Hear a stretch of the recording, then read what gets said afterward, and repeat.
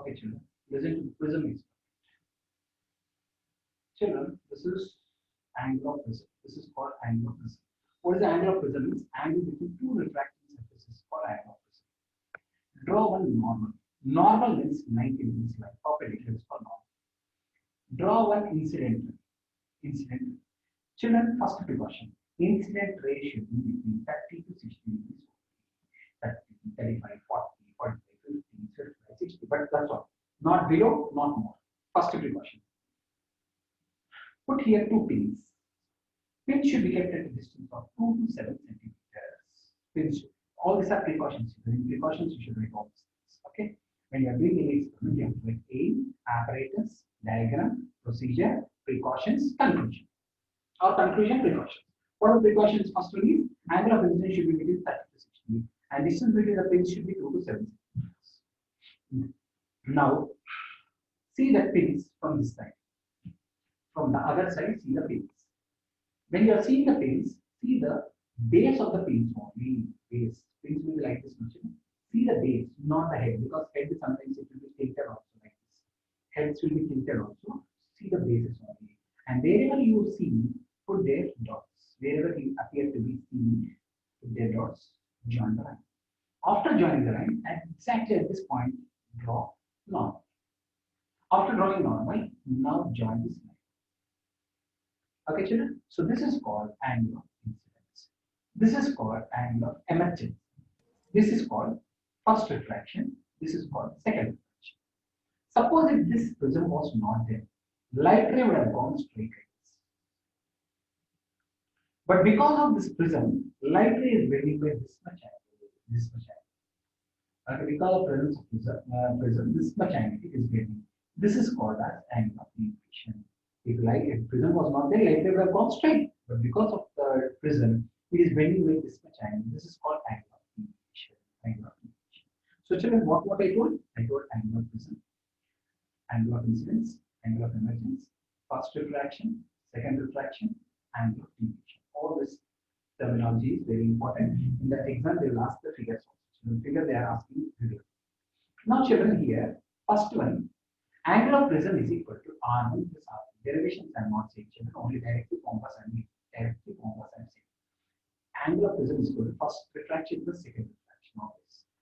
And angle of prism is also equal to I plus E emergent plus minus D.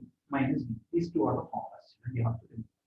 Now when you plot the graph, between angle of incidence and deviation, when you plot the graph between angle of incidence, what you're taking, and angle of deviation, the graph will come like this.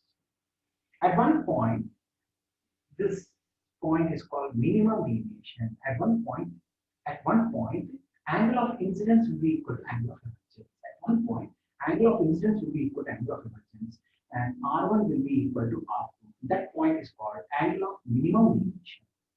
Minimum deviation is least deviation factor when angle of incidence is equal to angle of emergence. So try to understand. We know from Snell's law, mu is equal to sin I by sin R. From Snell's law, we know mu is equal to sin I by sin R. Now what I want to say is, take care of it.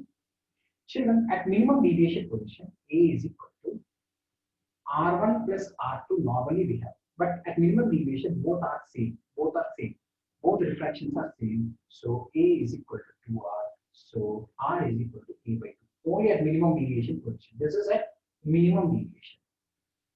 And in the same way, A is equal to I plus E minus D.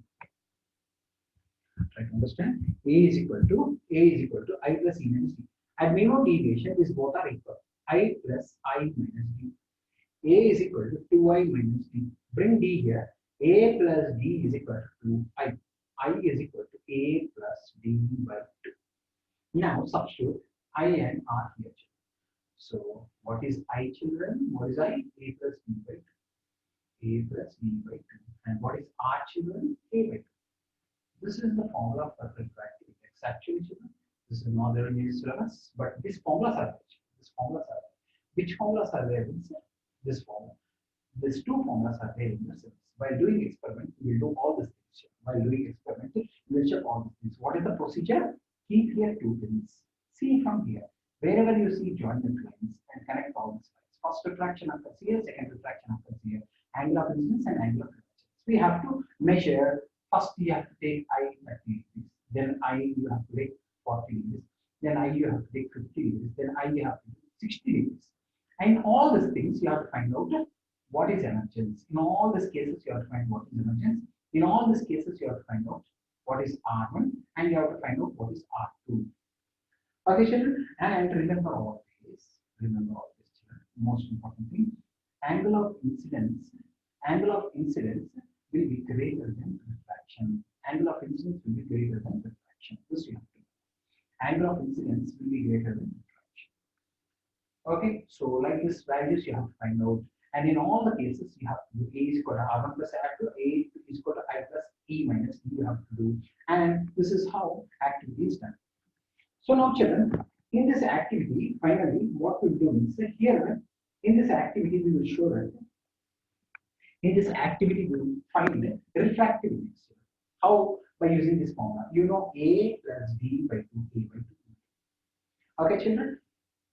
How you are finding D, children? D you are finding I plus E minus A. I plus E minus A. Okay, you need not remember all these things, children. Don't remember anything. Just remember this figure. Number one. Number two, what are the precautions you are taking? What are the precautions?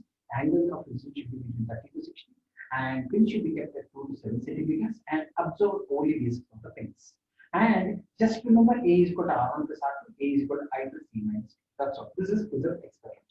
How we are doing this experiment is very, very important because they are asking labeling of this figure in the exam. That's it. They are not asking how to do all those things, labelings, everything. They are not asking it. Okay, so you have to remember what is the labeling of this experiment. That's it, children. If you have any doubts, you can answer.